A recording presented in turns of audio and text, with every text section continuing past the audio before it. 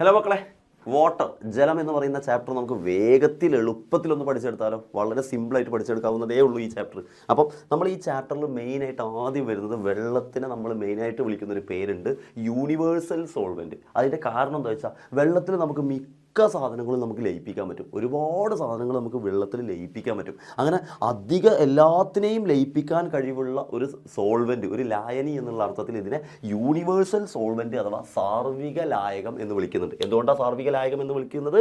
വെള്ളത്തിന് പലതരം പദാർത്ഥങ്ങളെ ലയിപ്പിക്കാൻ കഴിയും. ഓക്കെ, അത് സെറ്റല്ലേ? ഇങ്ങനെ നമ്മൾ എടുക്കുന്ന വെള്ളം മക്കളെ രണ്ട് ടൈപ്പ് ഉണ്ട്. ഒന്ന് ഹാർഡ് വാട്ടറും മറ്റൊന്ന് സോഫ്റ്റ് വാട്ടറും. അഥവാ നമ്മുടെ കുഴൽക്കിണറിലുള്ള വെള്ളം ഹാർഡ് വാട്ടറാണ്, മഴവെള്ളം അത് സോഫ്റ്റ് വാട്ടറാണ്. എങ്ങനെയാണത് ഹാർഡ് വാട്ടറാണോ സോഫ്റ്റ് വാട്ടറാണോ എന്ന് മനസ്സിലാക്കുക? നിങ്ങൾ സോപ്പിട്ട് ലയിപ്പിച്ചാൽ സോപ്പ് നന്നായിട്ട് പതയുകയാണെങ്കിൽ ആ വെള്ളം സോഫ്റ്റ് വാട്ടറാണ്. എന്നാൽ സോപ്പ് നന്നായിട്ട് പതയുന്നില്ലെങ്കിൽ അത് ഹാർഡ് വാട്ടറാണ്. സോപ്പ് നന്നായിട്ട് പതയുന്നില്ലെങ്കിൽ അത് ഹാർഡ് വാട്ടറാണ്, സോപ്പ് നന്നായിട്ട് പതയുന്നുണ്ടെങ്കിൽ അത് സോഫ്റ്റ് വാട്ടറാണ്. ഓക്കെ, അത് സെറ്റല്ലേ മക്കളെ?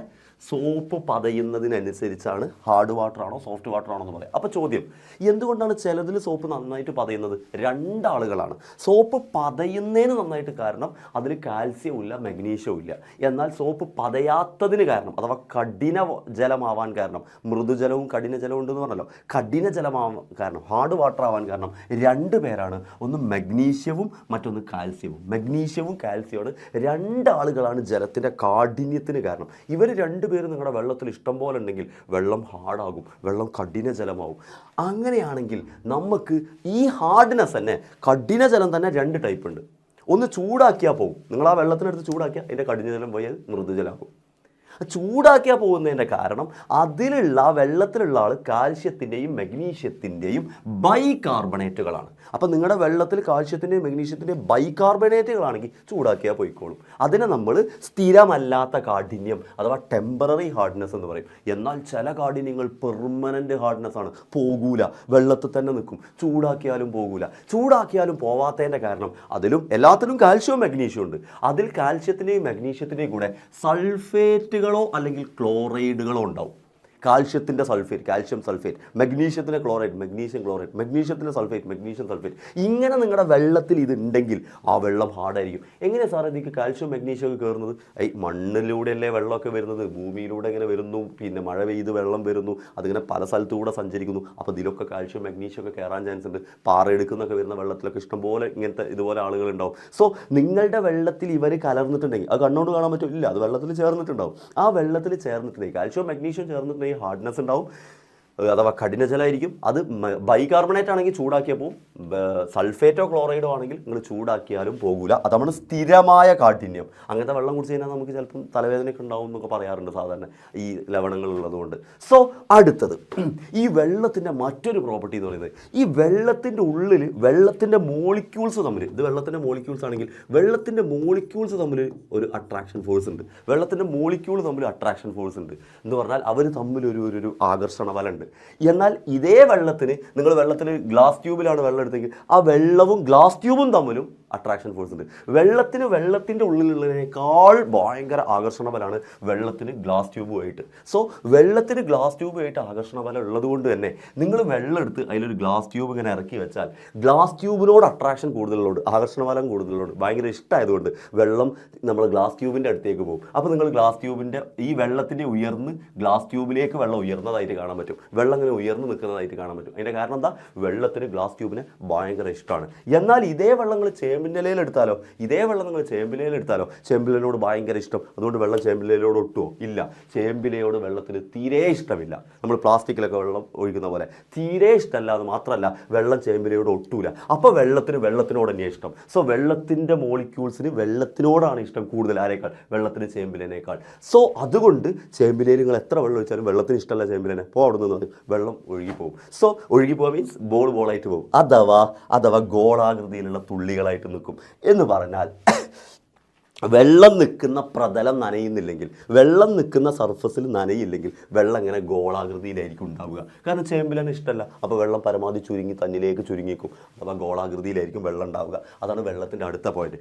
നെക്സ്റ്റ് പോയിന്റ് നിർബന്ധമായിട്ടും ഡെഫിനിഷൻ പഠിച്ചു വെച്ചോണ്ട്, സർഫസ് ടെൻഷൻ, പ്രതല ബലം. വെള്ളത്തിൻ്റെ മുകളിൽ സർഫസിൽ കാണപ്പെടുന്ന പ്രത്യേകതരം ഒരു ബലമാണ് സർഫസ് ടെൻഷൻ. എന്താണ് ആ സർഫസ് ടെൻഷൻ? Very simple. എടാ, വെള്ളത്തിൻ്റെ ഉള്ളിൽ മോളിക്യൂൾ കണ്ടോ? ഈ വെള്ളത്തിൻ്റെ ഉള്ളിലത്തെ മോളിക്യൂളിന് എല്ലാ സൈഡിലും ഫോഴ്സ് ഉണ്ട് കേട്ടോ. ഇങ്ങോട്ട് ഫോഴ്സ് ഉണ്ട്, അതിന് ഓപ്പോസിറ്റ് ഇങ്ങോട്ടും ഉണ്ട്. ഇങ്ങോട്ട് ഫോഴ്സ് ഉണ്ട്, അതിൻ്റെ ഓപ്പോസിറ്റ് മുകളിലേക്കുണ്ട്. എല്ലാ ഡയറക്ഷനിലും ഫോഴ്സ് ഉണ്ട്. അപ്പോൾ ഇതിന് പ്രത്യേകിച്ച് അങ്ങനെ ഫോഴ്സ് അനുഭവപ്പെടില്ല, കാരണം എല്ലാവരും ഒരേപോലെ വലിക്കുകയാണ്, അയാൾ അവിടെ തന്നെ നിൽക്കും.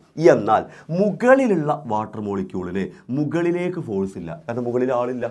താഴത്തേക്ക് മാത്രമേ ഫോഴ്സ് ഉള്ളൂ കേട്ടോ, താഴത്തേക്കുള്ളൂ. സൈഡിലുള്ളവർ ഇങ്ങോട്ട് സൈഡിലുണ്ട്, പക്ഷെ താഴത്തേക്ക് മാത്രമേ ഫോഴ്സ് ഉള്ളൂ, മുകളിലേക്ക് ഫോഴ്സ് ഇല്ല, കാരണം അയാളാണ് ഏറ്റവും അവസാനം. അതുകൊണ്ട് മുകളിലുള്ള വാട്ടർ മോളിക്യൂളിന്, മുകളിലുള്ള ജലത്തത്തെ മോളിക്യൂളിന്, H2 ആണല്ലോ, ആ മോളിക്യൂൾ ഇങ്ങനെ വലിച്ചു നീട്ടിയ ഒരു പാട പോലെ, നിങ്ങൾ ചെറിയൊരു കട്ടില്ലാത്ത നൂലിങ്ങനെ കെട്ടി വലിച്ചാൽ അങ്ങനെ ഉണ്ടോ, അതുപോലെ നിൽക്കും. എന്ന് പറഞ്ഞാൽ ഒരു പാട പോലെ വെള്ളം നിൽക്കും, അവിടെ ഒരു ഫോഴ്സ് ഉണ്ടാവും. എന്ന് പറഞ്ഞാൽ വെള്ളം മാക്സിമം ഇങ്ങനെ നിന്നിട്ട് പരമാവധി ഏരിയ കുറക്കാൻ നോക്കിയിട്ട് ഇങ്ങനെ നിൽക്കും, കാരണം മുകളിലേക്ക് ഫോഴ്സ് ഇല്ല, താഴത്തേക്കേ ഫോഴ്സ് ഉള്ളൂ. ഇങ്ങനെ വെള്ളത്തിൻ്റെ പ്രതലത്തിൽ അനുഭവപ്പെടുന്ന ഫോഴ്സാണ് ആകർഷണ ബലമാണ് പ്രതലബലം. തന്മാത്രകളുടെ പരസ്പര ആകർഷണം മൂലം ജലോപരിതലത്തിൻ്റെ പരപ്പളവ് കുറയുന്ന വിധത്തിൽ, മാക്സിമം പരപ്പളവ് കുറയുന്ന വിധത്തിൽ അവർ നിൽക്കും, ഒരു ബലം അനുഭവപ്പെടും. ഇതിനെ പ്രതല ബലം എന്ന് വിളിക്കുന്നു. മറക്കരുത്, സർഫസ് ടെൻഷൻ്റെ ഡെഫിനിഷൻ നിങ്ങൾ നിർബന്ധമായിട്ടും പഠിച്ചു വെക്കണം. ദെൻ സർഫസ് ടെൻഷനുമായിട്ട് ബന്ധപ്പെട്ട് 2-3-4 ആപ്ലിക്കേഷൻ ലെവലിൽ ക്വസ്റ്റ്യൻ നിങ്ങൾക്ക് പ്രതീക്ഷിക്കാം. അതുകൊണ്ട് അതുമായിട്ട് ബന്ധപ്പെട്ട കുറച്ച് കാര്യങ്ങൾ. ഈ ബ്ലേഡ് വെള്ളത്തിൻ്റെ മുകളിൽ ഇങ്ങനെ നിൽക്കുന്നത് കണ്ടോ, ഇത് സർഫസ് ടെൻഷൻ കാരണമാണ്. കാരണം വെള്ളത്തിൻ്റെ മുകളിൽ ഒരു പാട പോലെ നിൽക്കുന്നു. അപ്പോൾ ആ പാടയിൽ ഇങ്ങനെ നിങ്ങൾക്ക് ബ്ലേഡ് ഇങ്ങനെ പതിയെ വെച്ച് കഴിഞ്ഞാൽ ബ്ലേഡ് മുങ്ങിപ്പോകൂല. കാരണം ബ്ലേഡ് ഇങ്ങനെ ഒരു പ്രതലബലത്തിൽ ഇങ്ങനെ, ആ പ്രതലബലത്തിൽ ഇങ്ങനെ പാടയിൽ നിൽക്കുന്ന പോലെ ഉണ്ടോ, ഒന്നായിട്ടിട്ടാൽ ബ്ലേഡ് മുങ്ങിപ്പോകും. ഇങ്ങനെ പതിയെ വെച്ചാൽ മുങ്ങൂല. അപ്പോൾ നിങ്ങൾക്ക് പറയാം, ആഹാ അവിടെ പ്രതലബലം ഉണ്ടല്ലോ. അതേപോലെ കനമില്ലാത്ത ചെറിയ ഈ കുളത്തിലൊക്കെ ഉണ്ടാവും ഇങ്ങനത്തെ ചില ജീവികൾ, അതിങ്ങനെ കാലിങ്ങനെ വെച്ച് ഇങ്ങനെ അങ്ങോട്ടും ഇങ്ങോട്ടും ചാടി കളിക്കുന്നത് കാണാൻ പറ്റും. അപ്പോൾ അത് മുങ്ങിപ്പോകൂല. എന്നാൽ അത് ഇങ്ങനെ വെള്ളത്തിൽ ഇങ്ങനെ നിൽക്കുന്നത് കാണാം, മുകളിൽ ഇങ്ങനെ നിൽക്കുക. അതെന്താ വെള്ളത്തിൽ നിൽക്കുന്നത്? വെള്ളം ഒരു പാട പോലെ നിൽക്കുന്നതുകൊണ്ട് ഈ കനം കുറഞ്ഞതിന് ഇങ്ങനെ അതിൻ്റെ മുകളിൽ നിൽക്കാൻ പറ്റും. ഇതൊക്കെ പ്രതലബലം കാരണമാണ് എന്നർത്ഥം. സോ പ്രതലബലത്തിൻ്റെ ആ കാര്യങ്ങളാണ് ഈ പറഞ്ഞത്. അപ്പോൾ വലിച്ചു നീട്ടിയ പോലെ ഒരു പാട പോലെ പ്രതലബലം കാരണം വെള്ളത്തിൻ്റെ മുകളിൽ ഉണ്ടാകും എന്നത് മനസ്സിലായല്ലോ. അതുപോലെ തന്നെ മറ്റൊരു എക്സാമ്പിളാണ് മക്കളെ, നിങ്ങൾ സോപ്പ് ലായനിയിൽ മുക്കിയ ഒരു ഇതേപോലെ റിങ് എടുത്തിട്ട് സോപ്പ് ലായനിയിൽ മുക്കുക. എന്നിട്ട് അതിൻ്റെ നടുവ് കൂടെ ഒരു നൂല് കെട്ടുക. എന്നിട്ട് ഈ നൂല് കെട്ടിയതിന് ശേഷം ഒരു ഭാഗം കുത്തിപ്പൊട്ടിച്ച് കഴിഞ്ഞാൽ മറ്റേ ഭാഗം ഇതേപോലെ ഇങ്ങനെ അങ്ങ് ചുരുങ്ങും. അതെന്താ അങ്ങനെ ചുരുങ്ങാൻ കാരണം? ഈ പ്രതലബലം കാരണം ഇത് മാക്സിമം പരപ്പളവ് കുറക്കാൻ നോക്കി മാക്സിമം ഇങ്ങനെ നിൽക്കും. അങ്ങനെ പരപ്പളവ് കുറക്കാൻ നോക്കുമ്പോൾ ഇതിനൊരു സർക്കിൾ ആകൃതി ഉണ്ടാവും. പരപ്പളവ് കുറയാൻ ആഗ്രഹിക്കുന്നത്, പരപ്പളവ് ഏറ്റവും കുറഞ്ഞ രൂപത്തിൽ നിൽക്കുക സർക്കിൾ ഷേപ്പിലാണ് പരപ്പളവ് മാക്സിമം കുറവുണ്ടാവുക. ഏറ്റവും കുറവുണ്ടാവുക സർക്കിൾ ഷേപ്പിൽ നിൽക്കുമ്പോഴാണ്. അപ്പോൾ ഇവർ മാക്സിമം ഇങ്ങനെ സർക്കിൾ ഷേപ്പിൽ നിൽക്കാൻ നോക്കും. സോ ഇതൊക്കെ പരപ്പളവിൻ്റെ ഭാഗമാണ്. ദെൻ വെള്ളത്തിൻ്റെ ഏറ്റവും ഇമ്പോർട്ടൻ്റ് ആയ മറ്റൊരു പോയിൻ്റാണ് ബോയിലിംഗ് പോയിന്റ്. നിങ്ങൾ വീട്ടിൽ സ്ഥിരം കാണുന്നത്, ചായ ഉണ്ടാക്കാൻ വേണ്ടി വെള്ളം തിളപ്പിക്കും. വെള്ളം തിളക്കുന്നത് എപ്പോഴാണ്? വെള്ളം ചൂടായി വെള്ളം തിളക്കുന്നത് മക്കളെ, വെള്ളം തിളക്കുന്നത് 100 ഡിഗ്രി സെൽഷ്യസ് എത്തുമ്പോഴാണ്, 100 ഡിഗ്രി സെൽഷ്യസ് എത്തുമ്പോഴാണ് വെള്ളം തിളക്കുന്നത്. എന്നാൽ നിങ്ങൾ ആ വെള്ളം തിളപ്പിച്ച് 100 ഡിഗ്രി സെൽഷ്യസിൽ എത്തുമ്പോൾ വെള്ളം തിളക്കുമല്ലോ, വീണ്ടും തിളപ്പിച്ചാലോ 100, 101 ആകും, 102 ആകും, 103 ആകും, ആകുമോ? ഇല്ല. പിന്നെ 100 കഴിഞ്ഞാൽ പിന്നെ നിങ്ങളുടെ വെള്ളം ഗ്യാസ് ആയിട്ട് മാറും. 100 കഴിഞ്ഞാൽ പിന്നെ നിങ്ങളുടെ വെള്ളം ലിക്വിഡുള്ള സാധനം ഗ്യാസ് ആയിട്ട് മാറും. അഥവാ 100 ഡിഗ്രി സെൽഷ്യസ് കഴിഞ്ഞാൽ പിന്നെ അത് മാറൂല. പിന്നെ നിങ്ങൾ കൊടുക്കുന്ന ഹീറ്റ്, പിന്നെ നിങ്ങൾ എത്ര ചൂടാക്കില്ല, ചൂട് എന്തിനാ ഉപയോഗിക്കണ അറിയോ? ലിക്വിഡ് വിചാരിക്കും നിങ്ങൾക്ക് ഗ്യാസ് ആവണം. അങ്ങനെ ലിക്വിഡ് ഗ്യാസായി മാറാനാണ് നിങ്ങൾ കൊടുക്കുന്ന എനർജി ഉപയോഗിക്കുന്നത്. Note the point. അപ്പോൾ ബോയിലിംഗ് പോയിന്റിൻ്റെ ഐഡിയ മനസ്സിലായല്ലോ? യെസ്. ബോയിലിംഗ് പോയിന്റിൻ്റെ മലയാളം തിളനില. യെസ്. അടുത്തത് boiling point of pure water and salt solution. എടാ, നിങ്ങൾ ഒരു പാത്രത്തിൽ സാധാ വെള്ളം എടുത്തു, ഒരു പാത്രത്തിൽ ഉപ്പിട്ട വെള്ളം എടുത്തു. ഏത് വെള്ളമാണ് പെട്ടെന്ന് ബോയിലാവുക? സാധാ വെള്ളം.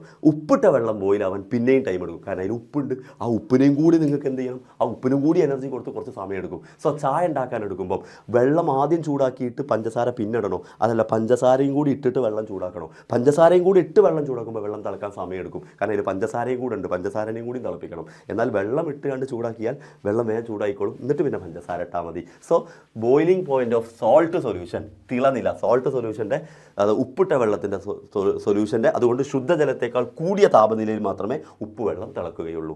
ഓക്കെ, അതിൻ്റെ കാരണം ഉപ്പുള്ളത് കൊണ്ടാണ്. യെസ്. അടുത്തത് വെരി ഇമ്പോർട്ടൻറ്റ്, പ്രഷറും തിളനിലയും. നമ്മളിപ്പോൾ ജീവിക്കുന്ന ഈ അറ്റ്മോസ്ഫിയർ ഉണ്ടല്ലോ, ഈ അറ്റ്മോസ്ഫിയറിൻ്റെ പ്രഷർ എത്രയാണെന്നറിയോ? 1 ATM ആണ്. 1 ATM അറ്റ്മോസ്ഫിയറിൽ ഒന്നാണ് ഇവിടുത്തെ. അവിടെ വെള്ളം തിളക്കുന്നത് 100 ഡിഗ്രി സെൽഷ്യസിലാണ്. എന്നാൽ നമ്മൾ ഇവിടുന്ന് മുകളിലേക്ക് പോയാൽ പ്രഷർ അങ്ങ് കുറയുമ്പോൾ ബോയിലിംഗ് പോയിൻറ്റ് കുറയും, തിളനിലയും കുറയും. അപ്പോൾ വെള്ളം വേഗം തിളക്കും. അപ്പോൾ ഫുഡൊന്നും പെട്ടെന്ന് വേവൂല. കാരണം വെള്ളം വേഗം തിളക്കുമ്പോൾ അപ്പോഴേക്ക് ഫുഡ് ആയിട്ടുണ്ടാവില്ല. സോ മുകളിലേക്ക് പോകും തോറും ഹൈ ആൾട്ടിറ്റ്യൂഡ്സിൽ ഉയർന്ന മുകളിലേക്ക് പോകുന്ന സമയത്ത് പ്രഷർ കുറയുകയും ബോയിലിംഗ് പോയിൻറ്റ് കുറയുകയും ചെയ്യും. അപ്പോഴാണ് നമ്മൾ അടിപൊളിയായിട്ട് പ്രഷർ കുക്കറുമായിട്ട് വരുന്നത്. പ്രഷർ കുക്കർ നമ്മളെ രക്ഷിക്കും. എന്താ കാരണം? പ്രഷർ കുക്കർ വെക്കുമ്പോൾ പ്രഷർ കൂടുമ്പോൾ ബോയിലിംഗ് പോയിൻറ്റും കൂടും, തിളനിലയും കൂടും. അപ്പോൾ നമുക്ക് ഫുഡൊക്കെ പെട്ടെന്ന് വേവിക്കാൻ പറ്റും. സോ പ്രഷർ കുക്കർ ഉപയോഗിച്ച് ഫുഡ് വേവിക്കുന്നതിൻ്റെ കാരണം മനസ്സിലായോ? പ്രഷർ കൂട്ടിയിട്ട് വെള്ളം തിളപ്പിക്കുന്ന അവസ്ഥ കൂട്ടുമ്പോൾ ഫുഡൊക്കെ നന്നായിട്ട് വേവും മക്കളെ. അപ്പോൾ പ്രഷർ കുക്കർ ഉപയോഗിക്കുന്നത് അതിനു വേണ്ടിയിട്ടാണ്. യെസ്, റെഡി അല്ലേ മക്കളെ? ദെൻ അടുത്തത് ഹീറ്റ് കപ്പാസിറ്റി. വെള്ളത്തിൻ്റെ ഏറ്റവും ഇമ്പോർട്ടൻ്റ് ആയ മറ്റൊരു പോയിന്റ്. ഏതൊരു സബ്സ്റ്റൻസിനെയും, നിങ്ങളുടെ കയ്യിലുള്ള ഏതൊരാളെയും നിങ്ങൾക്ക് ചൂട് കൊടുത്തിട്ട് താപം കൊടുത്തിട്ട് നിങ്ങൾക്ക് ഈ ടെമ്പറേച്ചർ എത്രയാണോ, ഇതെത്രയാണോ അത് 1 ഡിഗ്രി സെൽഷ്യസ് ഉയർത്താൻ, 1 ഡിഗ്രി സെൽഷ്യസ് ഉയർത്താൻ നിങ്ങൾ കൊടുക്കുന്ന താപമാണ് ഹീറ്റ് കപ്പാസിറ്റി. താപധാരിത എന്ന് വിളിക്കും. നിങ്ങളുടെ സബ്സ്റ്റൻസ് ഇപ്പം 25 ഡിഗ്രിയാണെന്ന് വിചാരിച്ചോ. 25 ഡിഗ്രി സെൽഷ്യസിലുള്ള ഒരു സബ്സ്റ്റൻസ് ഉണ്ട്. ആ സബ്സ്റ്റൻസിലേക്ക് നിങ്ങൾ ഹീറ്റ് കൊടുത്ത് അതിനെ 26 ആക്കാൻ വേണ്ടി നിങ്ങൾ കൊടുക്കുന്ന ഹീറ്റാണ് താപധാരിത അഥവാ ഹീറ്റ് കപ്പാസിറ്റി. ഹീറ്റ് കപ്പാസിറ്റി ഏറ്റവും കൂടുതലുള്ള സബ്സ്റ്റൻസാണ് വെള്ളം എന്ന് പറഞ്ഞാൽ എന്താർത്ഥം? വെള്ളത്തിൻ്റെ ടെമ്പറേച്ചർ 25 26 ആക്കണമെങ്കിൽ 1 ഡിഗ്രി ഉയർത്താൻ തന്നെ നിങ്ങൾ ഇഷ്ടംപോലെ ഹീറ്റ് കൊടുക്കണം. ഇഷ്ടംപോലെ ഹീറ്റ് കൊടുത്താലേ വെള്ളത്തിൻ്റെ ടെമ്പറേച്ചർ ചേഞ്ച് ചെയ്യാൻ പറ്റുള്ളൂ. അത്രയും ഹീറ്റ് കപ്പാസിറ്റി ഉള്ള ആളാണ് വെള്ളം. അതുകൊണ്ട് എന്താ സാറേ ഗുണം? അതുകൊണ്ട് എന്താ സംഭവം എന്നറിയോ? നിങ്ങൾ വണ്ടികളിലൊക്കെ റേഡിയേറ്റർ ഉപയോഗിക്കും. റേഡിയേറ്ററിലൊക്കെ ഇഷ്ടംപോലെ ഹീറ്റായിരിക്കും. അപ്പോൾ റേഡിയേറ്ററിൽ നമ്മൾ വെള്ളം ഒഴിച്ചു കൊടുക്കും. എന്താ കാരണം എന്നറിയോ? വെള്ളത്തിന് അധികം ടെമ്പറേച്ചറിനെയും താങ്ങാൻ കഴിയും. ഒരുപാട് ടെമ്പറേച്ചർ ഉണ്ടെങ്കിൽ വെള്ളത്തിന് പ്രശ്നമില്ല. കാരണം പെട്ടെന്നൊന്നും ടെമ്പറേച്ചർ ചേഞ്ച് ആവില്ല. അതുകൊണ്ട് വലിയ ടെമ്പറേച്ചറൊക്കെ ഉണ്ടെങ്കിലും വെള്ളം അതിനെ താങ്ങി നിർത്തിക്കോളും. നമ്മുടെ ബോഡിയിൽ ഭയങ്കര ചൂട്, എത്ര ചൂട് കൂടിയാലും അതിനൊക്കെ ക്രമീകരിക്കാൻ ഒരു നിലക്ക് വരെ ആർക്ക് കഴിയും? നമ്മുടെ വെള്ളത്തിന് കഴിയും. കാരണം നമ്മുടെ ബോഡിയിൽ വെള്ളമുണ്ട്. അപ്പോൾ വെള്ളം ഈ ചൂടൊക്കെ സ്വീകരിച്ചിട്ട് അതിനൊക്കെ പുറത്ത് വിട്ടോളും. അത് ടെമ്പറേച്ചർ ചേഞ്ച് ആവില്ല. വെള്ളം അപ്പോഴേക്ക് വേപ്പറാവില്ല. കാരണം വെള്ളത്തിന് ഹീറ്റ് കപ്പാസിറ്റി വളരെയധികം കൂടുതലാണ്. ദെൻ വാട്ടറിൻ്റെ സ്ട്രക്ചർ, വെള്ളത്തിൻ്റെ ഘടന എങ്ങനെയാണ്? വെരി സിമ്പിൾ മക്കളെ. വെള്ളം എന്ന് പറഞ്ഞാൽ ലിക്വിഡായിട്ട് നിൽക്കാൻ കഴിയും, ഗ്യാസായിട്ട് സോളിഡായിട്ട് നിൽക്കാൻ കഴിയും, ഗ്യാസായിട്ട് നിൽക്കാൻ കഴിയും. വെള്ളത്തിന് 3 അവസ്ഥയിലും നിൽക്കാൻ കഴിയും. സോളിഡായിട്ട് നിൽക്കാൻ കഴിയും, ലിക്വിഡായിട്ട് നിൽക്കാൻ കഴിയും, ഗ്യാസായിട്ട് നിൽക്കാൻ കഴിയും. വെള്ളം എന്ന് പറഞ്ഞാൽ ഹൈഡ്രജനും ഓക്സിജനും കൂടി ചേർന്നതാണ്. പക്ഷേ ഹൈഡ്രജൻ ഉണ്ട് വിചാരിച്ച് ഹൈഡ്രജൻ്റെ പ്രോപ്പർട്ടി വെള്ളത്തിനില്ല. കത്താൻ സഹായിക്കുന്ന വാതകമാണ്, കത്തുന്ന വാതകമാണ് ഹൈഡ്രജൻ. കത്താൻ സഹായിക്കുന്ന വാതകമാണ് ഓക്സിജൻ. പക്ഷേ ഇത് രണ്ടും കൂടെ ചേർന്നുണ്ടാകുന്ന വെള്ളം തീ കെടുത്തുന്ന സാധനമാണ്. അപ്പോൾ ഹൈഡ്രജൻ്റെയും ഓക്സിജൻ്റെയും ഒറ്റക്കൊറ്റക്കുള്ള പ്രോപ്പർട്ടി എന്തായാലും വെള്ളത്തിന് വേറെ തന്നെ പ്രോപ്പർട്ടിയാണ്. വെള്ളത്തിന് വേറെ തന്നെ പ്രോപ്പർട്ടികളാണ്. യെസ്, വെള്ളത്തിൻ്റെ ഏറ്റവും ഇമ്പോർട്ടൻ്റ് ആയ പോയിന്റ്, വെള്ളത്തിലത്തെ മോളിക്യൂൾസ് തമ്മിൽ അട്രാക്റ്റീവ് ഫോഴ്സ് ഉണ്ട്, ആകർഷണ ബലമുണ്ട്. വെള്ളത്തിൻ്റെ ആ മോളിക്യൂൾസ് തമ്മിൽ അട്രാക്റ്റീവ് ഫോഴ്സ് ഉണ്ട്. ഈ അട്രാക്റ്റീവ് ഫോഴ്സ് ഉള്ളത് കൊണ്ട് തന്നെ വെള്ളത്തിന് ഒരുപാട് ഗുണങ്ങളുണ്ട്. വെള്ളത്തിന് 100 ഡിഗ്രി ബോയിലിംഗ് പോയിൻ്റാണ് നമ്മൾ പറഞ്ഞത്. 100 ഡിഗ്രി എത്തണം വെള്ളം തിളക്കണമെങ്കിൽ. അത്രയും ബോയിലിംഗ് പോയിന്റ് കൂടാൻ കാരണം ഈ അട്രാക്റ്റീവ് ഫോഴ്സ് ആണ്, ഈ പ്രത്യേക ആകർഷണ ബലമാണ്. സർഫസ് ടെൻഷന് കാരണം ഈ ആകർഷണ ബലമാണ്. നമ്മുടെ ഭൂമിയിൽ വെള്ളമായിട്ട് നിൽക്കാൻ കാരണം, ലിക്വിഡ് ഫോമിൽ നിൽക്കാൻ കാരണം, സോളിഡോ ഐസ് ആവാണ്ടെയോ സ്റ്റീം ആയതുകൊണ്ടോ നിൽക്കാതെ നമ്മുടെ പുഴകളിലൊക്കെ വെള്ളമായിട്ട് നിൽക്കാൻ കാരണം ഈ ആകർഷണ ബലമാണ്. യെസ്, അപ്പോൾ ആകർഷണ ബലം കൊണ്ടുള്ള കാരണങ്ങൾ മനസ്സിലായല്ലോ. ദെൻ വെള്ളത്തിനെ നിങ്ങൾക്ക് കറണ്ട് കൊടുത്ത് പൊട്ടിച്ചിട്ട് ഹൈഡ്രജൻ വേറെയും ഓക്സിജൻ വേറെയും ആക്കാം. അങ്ങനെ ആക്കി മാറ്റാൻ ഉപയോഗിക്കുന്ന നിങ്ങളെ സഹായിക്കുന്ന ഉപകരണമാണ് നോക്കിക്കേ, ഹോഫ്മാൻ വാട്ടർ വോൾട്ടാമീറ്റർ. ഹോഫ്മാൻ ജല വോൾട്ടാമീറ്റർ എന്ന് പറയുന്ന ഉപകരണമാണ്. അതിൽ നിങ്ങൾ കറണ്ട് കൊടുത്തിട്ട് നിങ്ങൾക്ക് H2O പൊട്ടിക്കാൻ പറ്റും. അതിൽ നെഗറ്റീവ് ഭാഗത്തേക്ക് ഹൈഡ്രജനും, നോട്ട് ദ പോയിന്റ്, നെഗറ്റീവ് ഭാഗത്തേക്ക് ഹൈഡ്രജനും പോസിറ്റീവ് ഭാഗത്തേക്ക് ഓക്സിജനും. അല്ലെങ്കിൽ ഓക്സിജൻ ശ്വസിച്ചാൽ നമുക്ക് പോസിറ്റീവ് ആണല്ലോ. സോ പോസിറ്റീവ് ഭാഗത്തേക്ക് ഓക്സിജനും നെഗറ്റീവ് ഭാഗത്തേക്ക് ഹൈഡ്രജനും പോകുന്നു. അതിനെ വൈദ്യുത വിശ്ലേഷണം എന്നാണ് വിളിക്കുക, അഥവാ ഇലക്ട്രോലിസിസ്. ദെൻ വെള്ളവും ഐസും തമ്മിലുള്ള ഒരു ബന്ധം. വെള്ളത്തിനേക്കാൾ സാന്ദ്രത കൂടുതലാണ്, വ്യാപ്തി കൂടുതലാണ്. വെള്ളത്തിനേക്കാൾ സാന്ദ്രത കുറവാണ് ഐസിന്. അതുകൊണ്ട് വെള്ളത്തിൻ്റെ മുകളിൽ ഐസ് മുങ്ങൂല. വെള്ളത്തിൽ ഐസ് മുങ്ങൂല. വെള്ളത്തിൻ്റെ മുകളിൽ ഐസ് ഇങ്ങനെ ഫ്ലോട്ട് ചെയ്ത് കളിക്കും. അതിൻ്റെ കാരണം വെള്ളത്തിനേക്കാൾ വോളിയം കൂടുതലാണ് ഐസിന്. വെള്ളത്തിനേക്കാൾ വ്യാപ്തം കൂടുതലാണ് ഐസിന്. അതുകൊണ്ട് തന്നെ സാന്ദ്രത കുറവാണ്. കാരണം density is equal to mass by volume എന്ന് നമുക്കൊക്കെ അറിയാമായിരിക്കും. അപ്പോൾ ഡെൻസിറ്റി കുറവാണ് ഐസിന്. അതുകൊണ്ടാണ് ഐസ് മുകളിൽ ഇങ്ങനെ മുകളിൽ ഇങ്ങനെ ഫ്ലോട്ട് ചെയ്ത് കളിക്കാനുള്ള കാരണം. ഓക്കെ, അത് സെറ്റല്ലേ മക്കളെ? എടാ മക്കളെ, നിങ്ങൾ ഫ്രിഡ്ജിൽ കൊണ്ടുപോയിട്ട് നിങ്ങൾ ഒരു വാട്ടർ ബോട്ടിൽ നിറയെ വെള്ളം കൊണ്ടുവെക്കുക, ഫ്രീസറിൽ കൊണ്ടുവെക്കുക. പിറ്റേന്നാകുമ്പോൾ ആ വാട്ടർ ബോട്ടിൽ തിങ്ങി നിറയ്ക്കുന്നതാണ്, ചിലപ്പോൾ പൊട്ടിപ്പോവും. കാരണം വെള്ളം ഐസാകുമ്പോൾ ഐസിന് നിൽക്കാനുള്ള സ്ഥലം പോരാ, ഐസിന് വ്യാപ്തി കൂടുതലാണ്. അത് തിങ്ങി നിറച്ച് ചിലപ്പോൾ ബോട്ടിൽ പൊട്ടിപ്പോകും. കാരണം ഐസായി മാറുമ്പോൾ വ്യാപ്തി കൂടും, ഡെൻസിറ്റി കുറയുകയും ചെയ്യും. അതാണ് വെള്ളവും ഐസും തമ്മിലുള്ള പോയിൻ്റ്. അടുത്ത പോയിൻ്റ് മക്കളെ വാട്ടർ പൊല്യൂഷനെ കുറിച്ചാണ്. നമ്മുടെ ഭൂമിയിൽ ഒരുപാട് നാലിൽ 3 ഭാഗവും വെള്ളമാണ്. പക്ഷേ പല ഫാക്ടറിയിൽ നിന്നും പല ഇൻഡസ്ട്രിയിൽ നിന്നൊക്കെ ഉള്ളത് കാരണം കൊണ്ട് ജലമലിനീകരണം, നമുക്ക് കുടിക്കാനുള്ള വെള്ളം ഇഷ്ടംപോലെ വെള്ളം ഉണ്ടെന്ന് പറഞ്ഞാൽ കുടിക്കാൻ കിട്ടുന്നില്ല, മര്യാദയ്ക്ക് കുടിക്കാൻ കിട്ടുന്നില്ല. മെയിൻ കാരണമാണ് അത് ഒരുപാട് കെമിക്കൽസ്. നമ്മൾ പറയുന്ന ഈ കെമിക്കൽസൊക്കെ ഫാക്ടറിയിൽ നിന്നും ഓയിൽസ് ഫ്രം വെഹിക്കിൾ, പിന്നെ വണ്ടികളിൽ നിന്നൊക്കെ വരുന്ന ഓയിൽസും ഇതൊക്കെ വെള്ളത്തിനെ മലിനീകരിക്കുന്നു. ജലമലിനീകരണത്തിനുള്ള കാരണങ്ങൾ ഫാക്ടറിയിൽ നിന്നുള്ള രാസവസ്തു, കാർഷിക മേഖലയിൽ നിന്നുള്ള രാസവസ്തു, വാഹനത്തിൽ നിന്നുള്ള എണ്ണകൾ, അഴുക്ക് ചാല്, മലിനജലം, ഇതൊക്കെ വ്യാവസായിക മാലിന്യം തള്ളുന്നത്. ഇത് കാരണം ഇങ്ങനെ ജലമലിനീകരണം ഉണ്ടാകുന്നതുകൊണ്ടുള്ള കാരണം എന്താ? വെരി സിമ്പിളായിട്ട് പറയാൻ പറ്റും. എന്തൊക്കെയാണ് കാരണങ്ങൾ? ജലസസ്യങ്ങൾ നശിക്കും, ജലത്തിലുള്ള സസ്യങ്ങൾ നശിക്കും, നമ്മളെ ഭക്ഷ്യശൃംഖലക്ക് നാശം. കാരണം ഒരു ഫിഷ് കഴിച്ചാൽ ആ ഫിഷ് കഴിക്കുന്നത് വഴി അതിൻ്റെ ഒരു ആഹാര ശൃംഖല ഉണ്ടല്ലോ, അതുവഴി നമ്മളിലേക്ക് വരെ എന്തെത്താൻ ചാൻസ് ഉണ്ട്? നമ്മളിലേക്ക് വരെ ഈ മാലിന്യങ്ങൾ എത്താൻ ചാൻസ് ഉണ്ട്. മണ്ണ് മലിനീകരിക്കും, രോഗങ്ങൾ ഒരുപാട് വരും, ജൈവ വൈവിധ്യങ്ങൾ നഷ്ടപ്പെടും. മക്കളെ, ഇതാണ് വെള്ളത്തെക്കുറിച്ചുള്ള പോയിന്റുകൾ. അപ്പോൾ വെള്ളത്തിൻ്റെ ഏറ്റവും ഇമ്പോർട്ടൻ്റ് ആയ കുറേ ഐഡിയാസ് നമ്മൾ പറഞ്ഞിട്ടുണ്ട്. ഇനി മക്കൾ അടിപൊളിയായിട്ട് പഠിച്ചോളാം.